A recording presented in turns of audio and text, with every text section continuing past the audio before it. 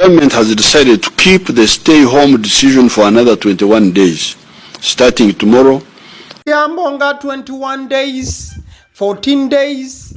The government has decided to keep people home for another 14 days. Nebiringa ebyo n'ekigambo therefore byebimu ku bigambo bannayuganda bye baawulirizanga okuva mu kamwa k'omukulembeze w'eggwanga mu mwaka gwa 2021 n'akaseera konna akaddirira. Wabula ng'ebigambo bino byagendanga maaso n'okubanga bibakosa, wabula ate ye omukulembeze w'eggwanga wamu n'abalitwala baagambanga kye kintu kyokka ekyali kisobola okubanga kiyambako ne sekuyamba yenna okulabanga abantu tebafuna ekirwadde ekya COVID. Kati wakati nga ekirwadde ekimanyiddwa nga ki Ebola kitandise okubanga kisensera n'okubanga kiwanika amatanga, ebigambo bingi ebigenze maaso n'okubanga bitambula mu byempulubujju, era nga bandi bagamba nti twandigenda maaso n'okubanga tuddayo mu mbeera y'okuwulira ebigambo therefore 21 days ne 14 days nga tuli waka. Wabula we bwazibidde olunaku olwakubiri ng'ennaku z'omwezi 9 June 2026 nga President Yoweri Kaguta Museveni avuddeyo n'alangirira ng'ayita ku mukutu gwe omugattabantu ogwa X n'ateekayo ekipande ekinene bwaguuga nga bw'okiraba, n'agamba nti olunaku lw'enkya olunaku olwokusatu essaawa zijja kubeera 2 ez'ekiro, nga bw'amujjukira obudde bwe yayogereranga mu biseera bya COVID nti ku ssaawa 2 ez'ekiro agenda kubeera ku marediyo n'amativi gonna. Era nga ensonga egenda okubanga emuleeta agambye nti presidential address on the Ebola situation. Fellow Ugandans, especially the Bazukuru, tomorrow evening at 8 p.m. I will address the country on the Ebola situation in Uganda. Please tune in. Nga President Yoweri Kaguta Museveni agamba nti ensonga egenda okubanga emuleeta ku TV, ensonga ya Ebola, agenda kubeerako ssaawa 2. Abajjukira ebya COVID mujjukira bulungi obudde omukulu bwe yajjanga ku TV na byonna ebyagendanga maaso n'okubanga biba. Kino nno kyongedde okubanga kireeta abamu okwennyika emitima n'okutya, ne bagamba nti bannange omukulu tabanga bw'akomawo ku TV yakutuzzaayo mu mbeera eri okusobola okubeera nga batangira ekirwadde ki Ebola. Obula njagala okutambuza nkuzeekoko wiiki emu emabega President Yoweri Kaguta Museveni yali ng'ayogerako eri bannayuganda, yabagamba nti ekirwadde ky'Ebola kyo kijja kusobola okubanga kifunirwa engeri y'okukinyigiriza n'okulaba nga tekikosa bannayuganda. Otherwise, this is really very easy to deal with. It's not a big problem, and we have always dealt with it very easily. It's very easy to deal with. So please, educate CNN. And even some of the governments need education. I hear some of the governments panicking, giving this and that. Tell them that you saw a teacher who can help them at no cost to themselves. Byo bigambo bya President Yoweri Kaguta Museveni gye buvuddeko ng'agamba nti kino ekirwadde kyangu nnyo kyakujjanjaba n'okukifunira eddagala oba n'okukifunira engeri y'okukendeeza okutambula kwakyo. Nabwe kiti alina engeri gye yasekereramu abazungu muli ne bannamawulire aba CNN, n'agamba nti beetaaga kusomesebwa eno Uganda ekirwadde kino ekisobola. Kati ekyo nno kye kimu ku bintu bye tuyinza okubanga at least tusimbako kesiira ne tugamba nti osanga bw'aba bw'anajja ku TV ayinza obutatuzaayo mu lockdown. In fact negye buvuddeko gavumenti yavuddeyo n'ekakasa bannayuganda naddala ababadde batya ku by'okusoma n'okuzza abaana ku masomero nga balowooza nti lockdown eyinza okujja, ne babagamba nti nedda, tewagenda kubaawo lockdown yonna. Olunaku olwaleero lubadde lunaku lwa kujaguza bajulizi, si bajulizi, lunaku lwa kujaguza abazira b'eggwanga oba Heroes Day. President Museveni ayogeddeko eri eggwanga, but obumu ku bubaka bwe agambye nti ebintu nga polio ebibagenda maaso n'okubanga babijjawo oba obulwadde bwa polio, n'agamba tokyasobola kubanga obulaba wantu wonna, wabula agambye nti buno bwali bulwadde bwa kibiina ki UPC nti kyekyagenda maaso n'okubanga butambula eggwanga n'okwegiriisa wabula bo we bagenda maaso n'okubanga batuuka ebintu byagenda maaso n'okubanga bikyukamu. Kati nga tukyali ku saidi ya President Yoweri Kaguta Museveni, omuntu oyinza okubanga oliawo osabirira at least gavumenti eriko egende maaso n'okubanga ekyuka. President Yoweri Kaguta Museveni addeko ebbali ate ekibiina ky'ebyobufuzi ekirala kigende maaso n'okubanga kikwatamu. Batu wakati ng'ogenda maaso n'okubanga okola essaala eyo ate waliwo abali mu kumusabira at least obwa president aleme kukoma ku bwa Uganda wabula nti n'obwa Africa agende maaso n'okubanga afuuka president wa Africa.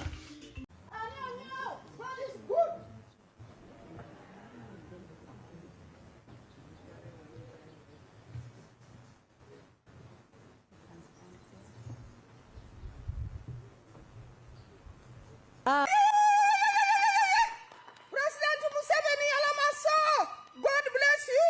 Long live Museveni. Long live your cabinet. Long live Alupo. You are going to be the president of Africa. Thank you for your leadership. May you live long. God bless the cabinet of Uganda. God bless the parliament of Uganda. Long live Museveni. Long live Uganda. President Museveni, you are going to be the president of Africa. Amen. That is your message. Because of your good leadership.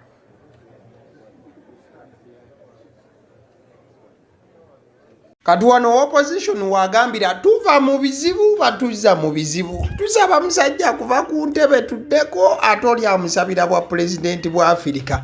By the way, mukulayira okwagenze maaso mulimu abantu be muyinza okubanga temwataddeko nnyo maaso. Waliwo case in point omukyala gwolaba ku screen amanyiddwa nga Honorable Dr. Lakisa Faith. Ono nno ye yatutte ministry oba ye Minister of State for Gender, Labour and Social Development, Youth and Children Affairs oba ye yatutte ekyabavubuka wamu n'abaana. Honorable Dr. Lakisa ekifo ekibaddemu Honorable Baram Barugahare.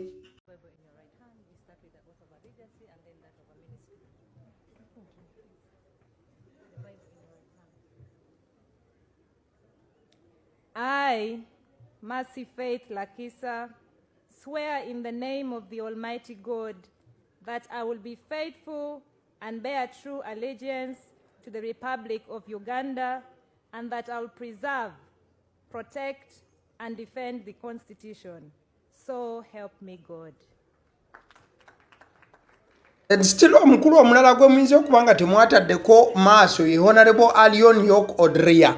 Ono abadde nga ayambalira Honorable Anita Mongo buli we babadde nga mu parliament. Era azze nga amukambuwalira n'okumubuulira lunye nti tukooye enguzi. In fact omukulu ono ye yali ayagala Honorable Mpuuga wamu ne ba commissioners abalala abafuna ssente mu parliament. Yali ayagala ba commissioner bano bagende maaso n'okubanga bagobwa ku lukiiko olufuga parliament mu kaseera ako ate n'ogenda maaso n'okuba nti bakangavvulwe. Honorable Alion York Adria naye yagenze maaso n'okubanga alayira. I, Alion York Odria, swear in the name of the Almighty God that I will be faithful and bear true allegiance to the Republic of Uganda, and that I will preserve, protect, and defend the Constitution. So help me God. Mukadde ke kamu ne mwana mulenzi amanyiddwa nga Edrisa Musuuza abali mu side ya entertainment gwe muyita Eddie Kenzo. Naye yagenze maaso n'okuyingirawo ne muninkiniwe Honorable Fiona Nyamutoro. Eddie Kenzo oyakutte naye nno kazindaalo yeekoze ebintu awo mukadde ak'okulayiza mukyala we. Songa Yoweri.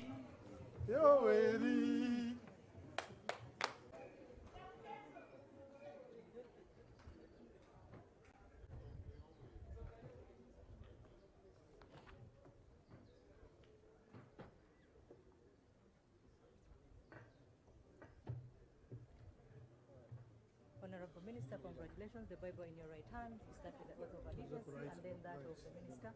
Please. I, Nyamtoro Fiona, swear in the name of the Almighty God that I will be faithful and bear true allegiance to the Republic of Uganda, and that I will preserve, protect, and defend the Constitution.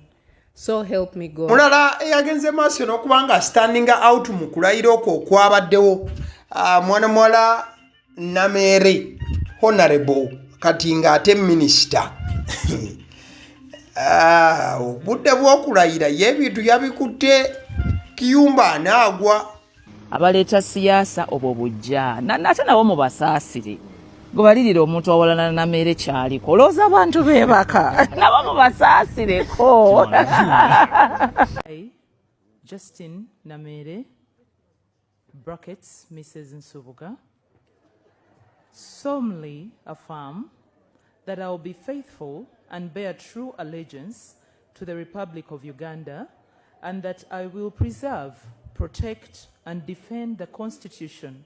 So help me God. While omukulu akolanga Vice Chancellor owa Victoria University omukulu Honorable oba eyabaddewo okufuuka Honorable Muganga Lawrence teyalabiddwako obula gye buvuddeko yagenda ku malaalo g'abazadde be abaava mu nsi eno okwongera okubanga alaga bannayuganda ekituufu nti ye musajja nzaalwa w'e Uganda newankubadde Rwanda yakolerayokko wabula obuzaaliranwa bwe buli wano.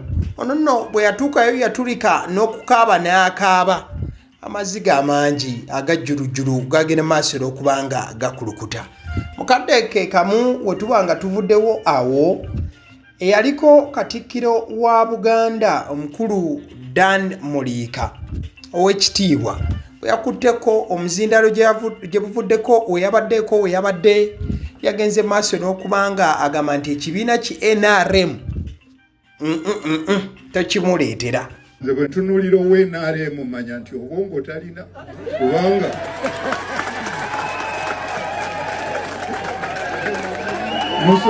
musonyiwa okukibagamba nze kankiproving omukulu mukama waabwe yayima ku radio n'agamba nti bw'obeera mu paalimenti kati singaga bwe tutumye akimu bw'obeera mu paalimenti ogenda nga Kyankwanzi bw'ova Kyankwanzi n'oyita mu State House ne bakubuulira ky'onookola muki mu paalimenti.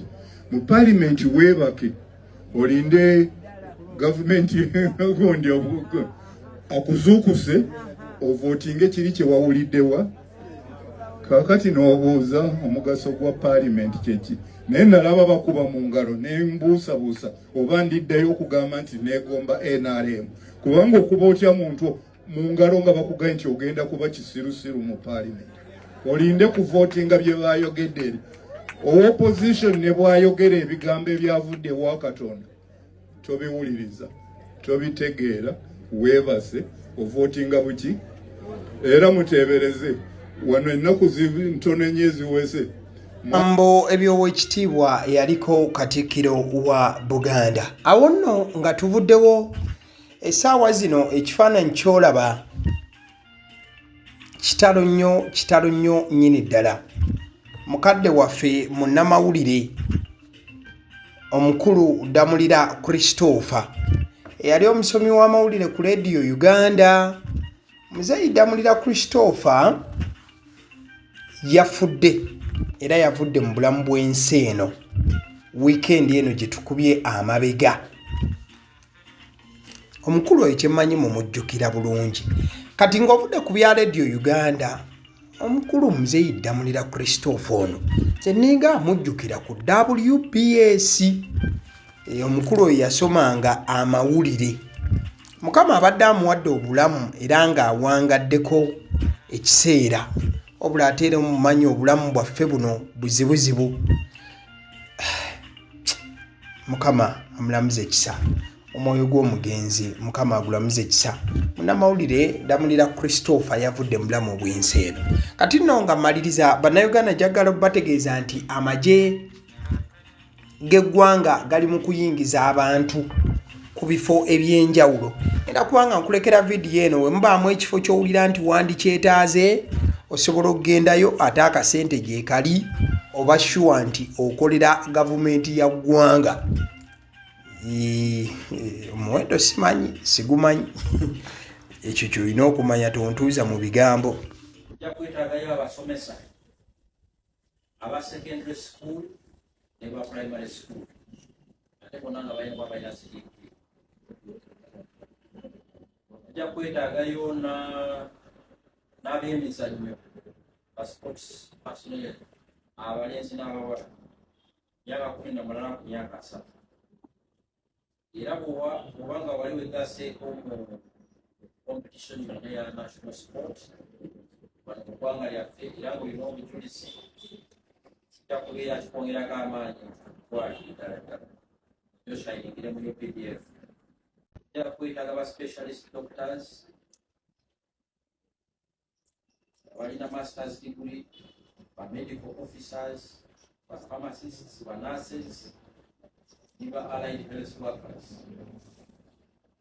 Ojja kwetaagayo abakugu mu by'amateeka nga balina degree ne legal practicing certificate ne myaka 5 ya practice mu bintu by'amateeka. Kale nzikiriza nkutegeeze ku bannaffe aba Honeybites bagamba nti bo omulimu gwe bakola gwa kukolera byakulya eby'abaana abadda ku masomero. Bwe tugamba abaana abadda ku masomero saabo bokka abadda ku masomero wabula n'ababeera ewaka balina package ey'ebyokulya eby'abaana mu line efaananako bwetyo. Gwe bakubire bukubizo bagambe njagala package y'ebyokulya by'abaana abali ku masomero oba abaana abalya ebyokulya. Balina ebyokulya yogera ku daddies, yogera ku binyeebwa, amawogola, yogera ku bagiya, yogera ku cupcakes, yogera ku donuts. Osobola okubafuna ku 0709 78 75 08. Ate era mukadde ke kamu bw'oba oyagala ku pizza size yonna era ennamba y'emu. Ate era mukadde ke kamu bakola ne cake eza buli mukolo, babayita aba Honeybites. Njagala n'okutegeeza ku bannaffe aba Alson Painters UG, bano basiizi ba langi era nga balina obukugu mu kusiiga langi era bamanyi ne langi ki egenda ku kizimbe kyo era mu ruumu ki.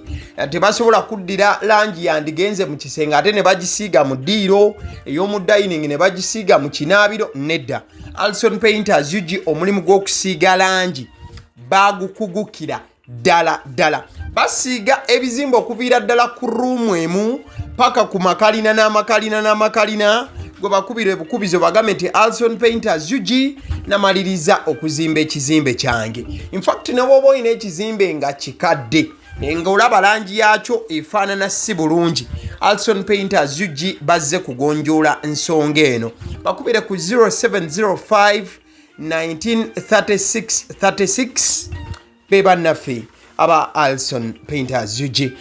Aba Siddi Omusunsuzi ly'erinnya eryange yenze aba Siddi Omusunsuzi. Yenze atuula emabega w'omuzindaalo buli lunaku era ly'eddoboozi ly'owuliriza ku mukutu guno aba Siddi Omusunsuzi ly'eddoboozi eryo. Era ng'omukutu kw'oli gwe guno ogwagaliwo. Nagamba nti information yonna gy'olaba ku channel eno tetugattamu kintu kyonna ate tewali kye tutoolamu. Information nga bw'eba eyingiddewo ffe bwe tugikwata ne tugikuwa. Kati gwe omulabi n'osalawo ki eky'okukozesa information eyo. Kati ky'ogenda okukola mukwano gwange bw'oba omaliriza okulaba vidiyo eno, likinga, commentinga ki ky'olowooza, mukadde ke kamu subscribinga bw'oba nga omukutu guno oli mupya. Ate era mukadde ke kamu sharingira mikwano gyo girabe vidiyo eno ate ne videos endala ku mukutu guno. Agaliwo YouTube channel, mwebale kutulaba.